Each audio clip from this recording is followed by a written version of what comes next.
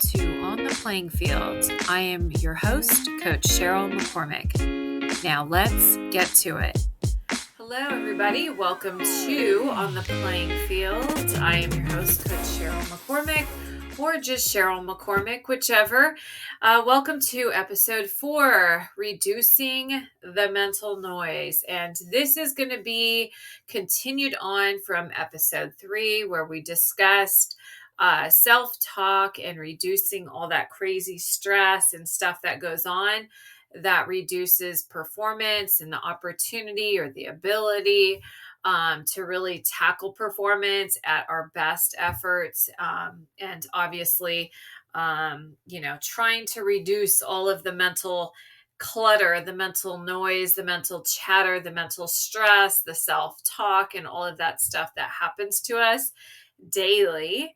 But for high performing individuals, whether you're a coach, whether you're an athlete, whether you're a CEO, whether you're somebody maybe even a parent, just somebody like me, right?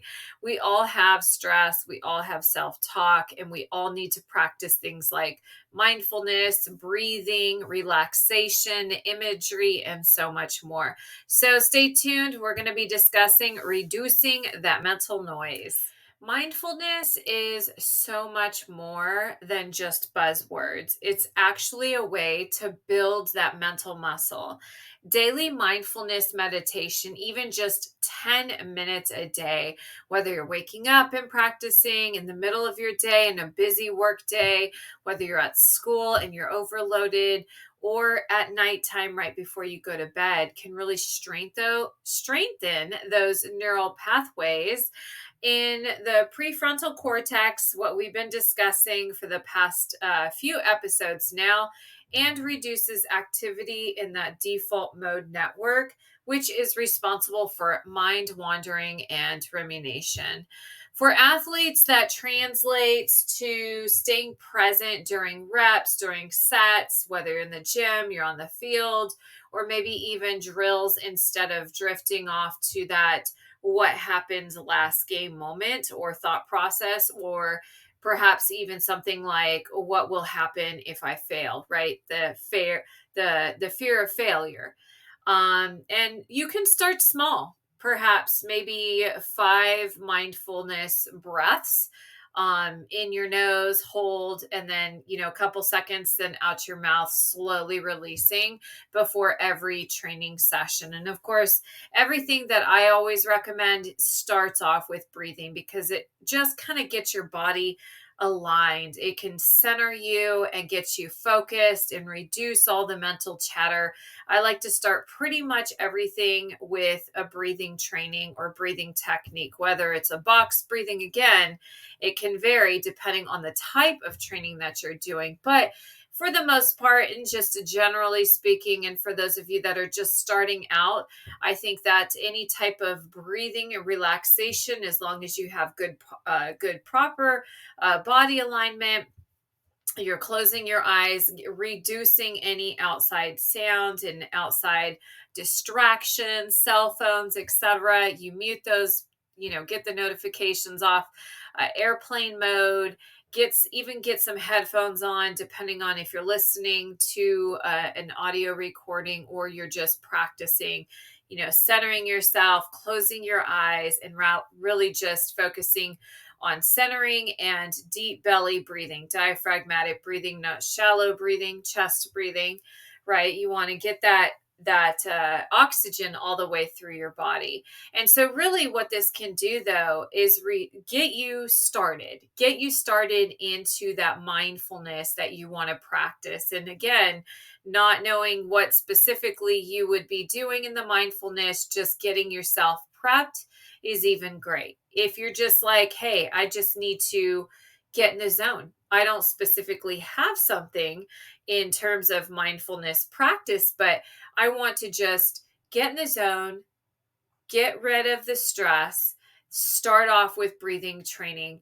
And that's just as simple as closing your eyes, muting everything else out, and really just breathing in your nose, holding a couple of seconds, then slowly exhaling out of your mouth and really feeling your muscles in areas that you normally hold a lot of stress, whether it's your shoulders, your neck, in your chest or in your back, wherever it's at, and just starting to feel those relax a little bit.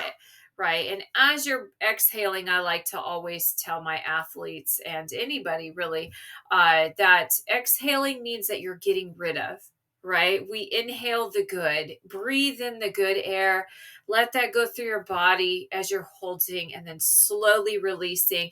You're releasing all of those thoughts, you're releasing all of the physiological stress, etc. All right, so this is a great practice to just get started again in mindfulness practice. Now let's envision a soccer striker stepping up for that decisive penalty. Okay, so I want you to imagine that the stadium is roaring, it's crazy, it's loud, the weight of the expectation is totally crushing. Right? Everybody is on you, all eyes on that player. So her mind is racing. Don't miss, don't miss, don't miss. Okay, imagine that fear. For those of you that are athletes listening in on this, perhaps you can feel this in just your own sport. Before she kicks, she uses a brief mindfulness anchor. Okay, a mindfulness anchor again. We're focused on that breathing, we're focused on that mindfulness and really tapping in. A hand to the heart, 3 deep breaths, grounding her into that present moment. She visualizes the ball hitting the corner of the net. Okay. Then she approaches the spot with a calm, focused intensity. Again, calm and focused. All right. That is something that is very difficult for many athletes, especially if mindfulness is not something that's present in your training. So that little ritual flips that switch from panic mode to actually present and in performance. All right, so let's focus here on building a pre-performance routine. So pre-performance routines are ritualized behaviors that prime the mind and the body as well for optimal output. They can be as simple as maybe a cue word. Something is ready or I'm ready, right? Let's get to it. Something I like to say all the time.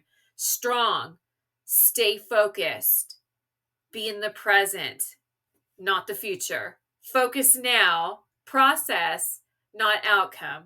Paired with maybe that physical action like a fist pump or a specific breathing pattern that you might have.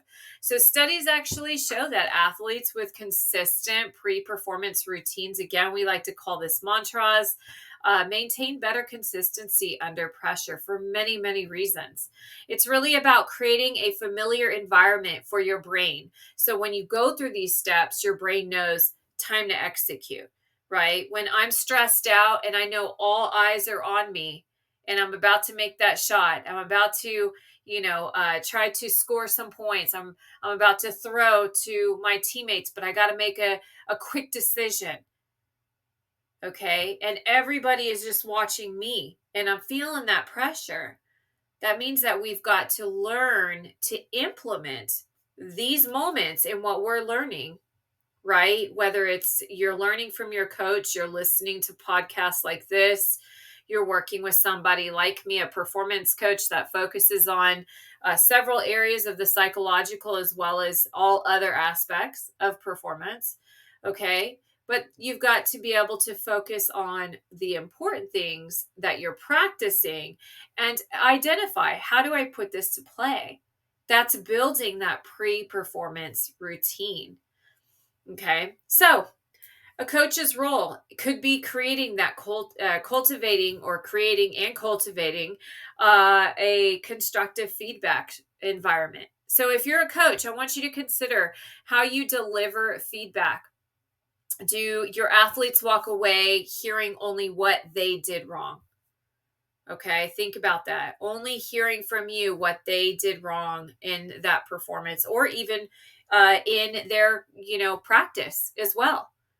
Or do they actually leave each practice or each competition or game knowing that their strengths as well as their areas, need improvement or areas of improvement, but they also are formally aware and currently aware of the strengths that they have and they possess in their sport.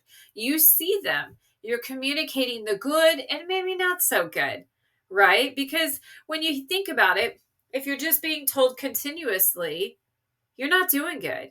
I didn't appreciate what you did. I know you can do better, but you didn't do good because you did this. And instead of saying, well, maybe some positive feedback can go a long way, and we need balance, right? Because all humans, whether you're an athlete or whether you're a coach or whether you're a CEO or just a parent or somebody else out there, doesn't matter. We're all human. And we all need that fine balance, the constructive criticism as well as some of the other, okay? If it's necessary, major mistakes, well, then absolutely. But at the same time, are we doing our best when it comes to recognizing that? Because this really builds the athlete's routine into bringing in those mindfulness processes, as well as reducing a lot of that stress. When they're hearing most of the time that they're not doing as good, think about it. What do you think that does to an athlete who maybe feels like they were doing really good? Okay. So when feedback is balanced, here's what you did brilliantly, right? And here's what we can tweak. Things like that. You nurture self-efficacy, right? So you're focusing on that development. You're taking care of the athlete by saying, I see you. I know you can do better because I've seen it before. Now that right there is great feedback. I've seen it before, gives that confidence, builds that confidence that the athlete needs. Oh, you have seen me before, coach. Okay. Well, you believe in me. Okay. You believe in me. And that's something that a lot of athletes don't have, is they sometimes don't even believe in themselves. All right. So they look to their coach as the leader. They look up to their coach as somebody who's going to communicate these words, but communicate it in a way that you would also want it communicated to you. So high performers need to know that they're making progress, even in small increments. They also need to know sometimes when they're not doing as well. Okay. So that sense of forward momentum is a powerful tool to help spiraling thoughts. Welcome to EPA 01, Sports Career Pathways, Exploring Professions in Athletics. I'm excited to share an incredible opportunity for anyone interested in exploring the dynamic world of sports careers. Our upcoming course is going to be open this summer and is designed to be your gateway into understanding the vast array of professions in sports and athletics. Key details to this course is that it is titled EPA 01. For that, it's Sport Career Pathways, EPA Exploring Profession in Athletics. So it is the first half in a 4-week segment, and there's a second half that will be next year, another 4 weeks. It is going to be open this summer, and registration is currently open. It will be closed soon once all of the spots have filled up. Whether you're just starting out in middle school or already in high school or maybe early college, there's a spot for you.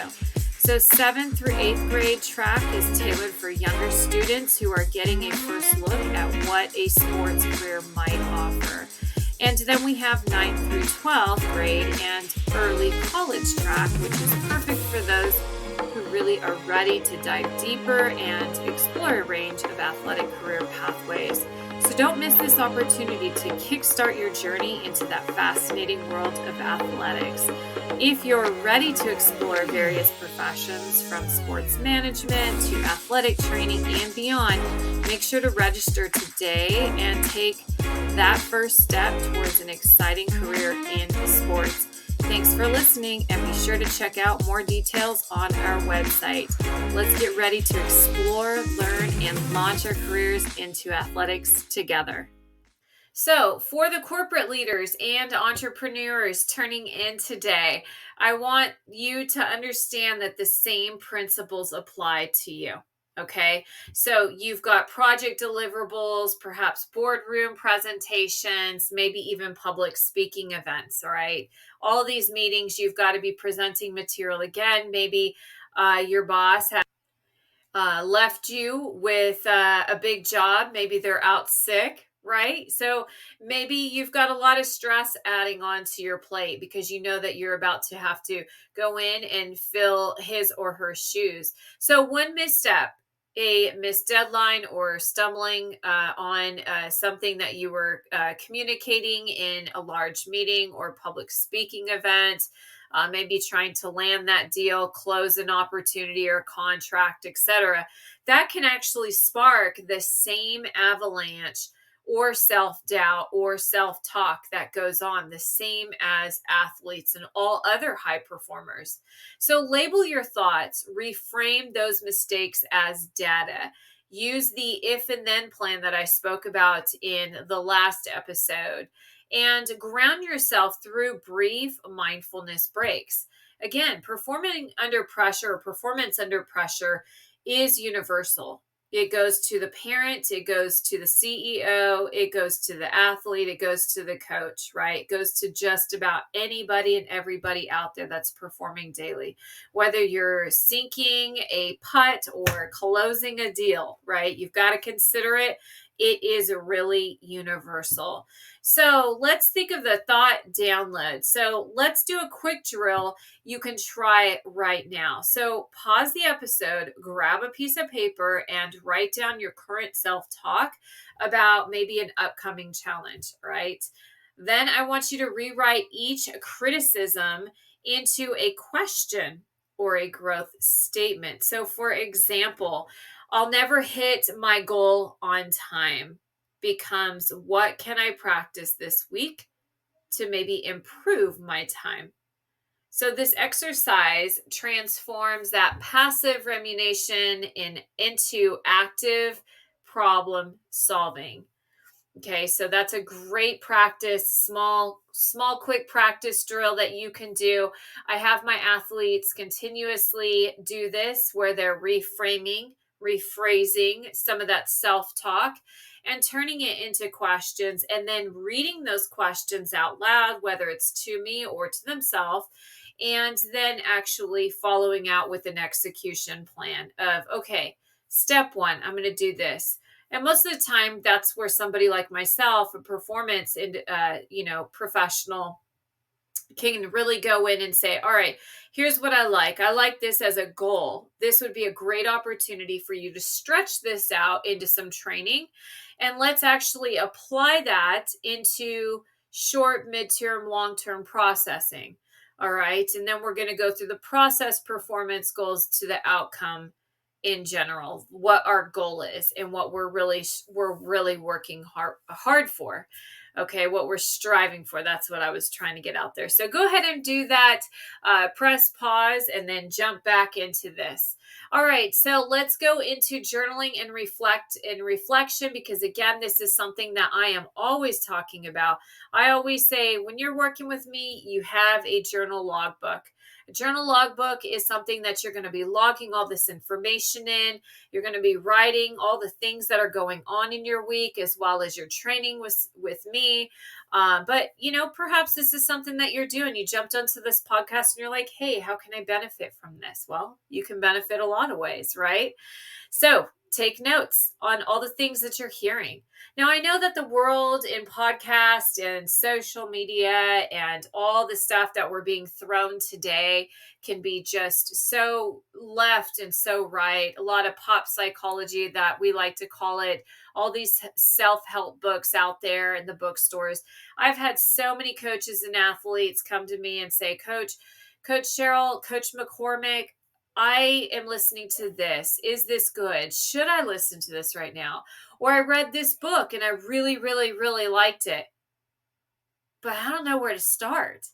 And that's the problem, is there's a lot of great influence out there. There's a lot of great guest speakers out there that go on to different podcasts, or that are just in general, they have their own speaking engagements and they travel around the world, and they really give some really insightful information. And it can be very, very overwhelming. A lot of times that we try to self-diagnose ourselves, and understanding what's wrong with me, or is there anything wrong with me, or how can I apply this, or oh my gosh, I do that, right? And so that's where I say the journaling and that reflection process really can come in. If you are listening to podcasts and reading a lot of those books that you're grabbing at the bookstore because you saw the name Anxiety, this is for you, or Become the Next Branded Nil Athlete, and you're going to make, whatever, and you're like, I'm buying that. And then you're reading it and you're like, well, this is a lot of information, but where do I get started? All right, then those are great. That's great resources of information that you could be jotting down, highlighting, crinking those corners, folding them back in the book, and just saying, I remember there was something here that I really liked. Okay, that's where I say some of that journaling and reflection process can come in. Performance anxiety. Ding, ding, ding. We know a lot of athletes and a lot of just mental coaches, mental consultants, individuals with very minimal education go out there and like to talk all about. Okay, but when it comes to getting down into anxiety, I always recommend reaching out to a qualified professional, clinical or sports psychologist out there, to really get a proper diagnosis and a proper treatment plan of how to go, how to navigate that process, depending on the severity. All right, so weekly reflection is another cornerstone, again, that I like to look at. So dedicate about 10 minutes or so during the weekend, when you're actually have a little bit more downtime. You might be an athlete and say, oh, well, I'm in middle season. That's when I'm traveling. That's when I'm doing all my stuff. But you need to still have, at some point, whether you're traveling, you put some headphones in, go ahead and take notes while you're traveling if somebody else is driving you or you're flying, and jot down 3 instances where maybe you caught yourself spiraling, or 3 instances where you responded effectively. Okay, so I like to say 3 pros, 3 cons. Okay, so over weeks, you'll start to notice those patterns. All right, as long as you're going back and looking at it. It's not just get this out of my mind, flip the page and keep writing to fill a book and just to get my stuff out there. Really, the journaling and the reflection process work hand in hand. Now, if I was just to say journal, okay, cool, journal, but that might be just to reduce stress. Now, reflection process means that you're logging that information and you're focusing on how I can reflect and do better, or perhaps take imagery scenarios, right? Former scenarios, because they were so good, and be able to apply it again. I don't remember why I did so good, but I did amazing, coach. I hear that a lot. Well, let's go back and find out why. Did you write it down? Nope, I didn't. Well, that's the problem. So we need a log. We need something where you can go back and say, whatever the date was, right? April 26th. Okay, I did this, highlighted. Amazing. Took first place. Got plenty of athletes today that hit me up because the weekend, and they're like, oh, coach, we did it. We won the tournament, took home the gold. I've gotten a lot of it, and it's amazing. And they log that information, circle it, highlight, throw a bunch of stickers on there, blow it up, make confetti. I don't care. Whatever it is, to say this was the day. And I'm framing that. All right. So again, over the weeks, if you're journaling and reflecting in that same journal logbook, you'll start to notice those patterns, how you initiate negative loops and what triggers them, and then what strategies work best for you. Again, going back to the exercise I just mentioned. Okay. Perhaps write down these negative thoughts, go back and ask yourself and turn them into questions, then reflect on them and ask yourself, how can I make changes to that? So that kind of data-driven self-awareness is really indispensable. All right, so I want you to think of a competitive weightlifter. Okay, preparing maybe for a personal record, so PRing in lifting. Right, so warm-ups have gone smoothly, but on the platform, the bar feels heavier than ever, even at practice, whatever, right? So it feels extremely heavy. Suddenly, this individual's mind is flooded with thoughts like you're going to fail, the crowd is judging you, etc. So this individual reverts to their breathing cue. Inhale, exhale, and repeats this performance mantra: stable, powerful, controlled. Okay, so again, breathing in, then exhaling. In the exhale, they're saying that stable, controlled, powerful. Okay, and this individual tightens their core, trusts in their technique, and presses that bar overhead. All right, think about that. These mental anchors, again, these mantras, these cues are just as critical as neural drive and muscle fiber recruitment that we see in the physiological process. So here's the bottom line: you train your body meticulously every single day, and you must train your mind with the equal discipline. And I say this every single time. Individuals that are working intensely, really, really hard on the physical components, they also need to be doing it to the mental components. And again, this goes for everybody in the high performing industry. Well, Coach McCormick, I'm not in the gym. I'm not on the playing field. I'm in the office. Okay, well, then what is your high performance situation? What are you doing? All right. As much as you are working the brain, okay, working the brain to do the job, then that means that you also need to be doing the same in reverse to your mindset, in calming, relaxing, breathing, because you are working the brain and you are a high performing individual, whether you're a CEO or you're a parent. Parents out there, you're taking your kids to and from. You got to take them to school, then you got to pick them up, then you got to take them to sports practice, then you got to pick them up, but then you're running home and you got to make dinner. You got to get your kids taken care of. You got to do homework, then you got to do this, then you got to do that, then you got to put them to bed, and then you're exhausted. And then you're like, oh, I got to pack for lunch tomorrow. I've got all this stuff. I still have to do my own personal stuff, right? Take care of your family and what little time that you have. You're high performing. That's where the breathing comes in, the mindfulness exercises come in, the imagery, the visualization still comes in for you too. So really, you can do this as well. So catching that labeling, that negative loop process, the negative thought processes that we have, reframing errors as learning opportunities, building the if and then plan, engaging your body to regulate your brain, and establishing consistent mental routines. These are not optional areas. All right. They are integral to actually forging that champion mindset, that resilient mindset, that growth mindset, that tough mindset that we always are talking about in those pop psychology books. All right.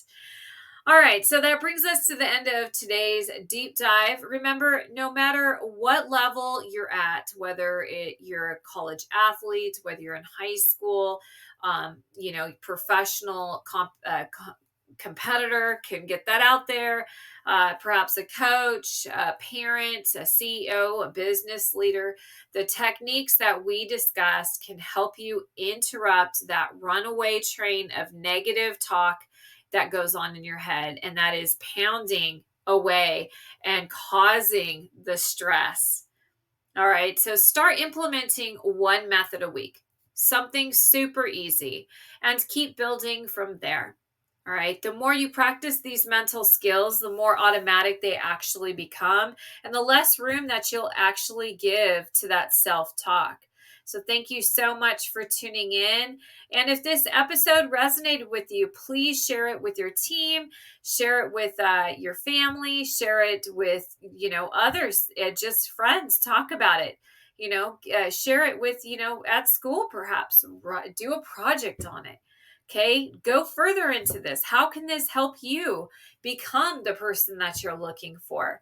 All right, and anyone really who could benefit from this. So until then, till next time, keep training hard, train smart, and guard your mind as fiercely as you can, and so you can get to that finish line and be at your best.